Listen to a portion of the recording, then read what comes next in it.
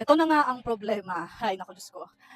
Kakaupo ko lang ngayon dito sa puwesto ko dahil nagkaroon ng brownout dito sa location namin. Almost 1 hour or 1 hour and a half din na nawalan ng kuryente. For someone like me na work from home, I'm a freelancer, I do jobs for clients, and I also do have my printing business. Sobrang hassle.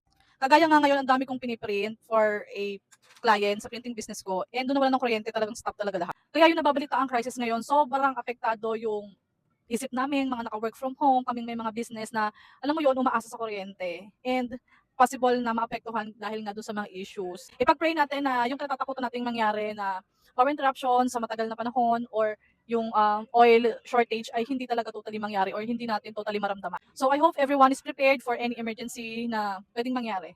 Hindi naman pwedeng tumigil kasi yung mundo natin dahil doon sa mga crisis na pinagdadaanan natin ngayon nationwide. So kailangan natin maging prepare, kailangan nating mag-isip 10 step forward sa mga possible na mangyari. So yun lang mga palangga, I'm praying for the best for all of us. Take care and God bless. Bye-bye.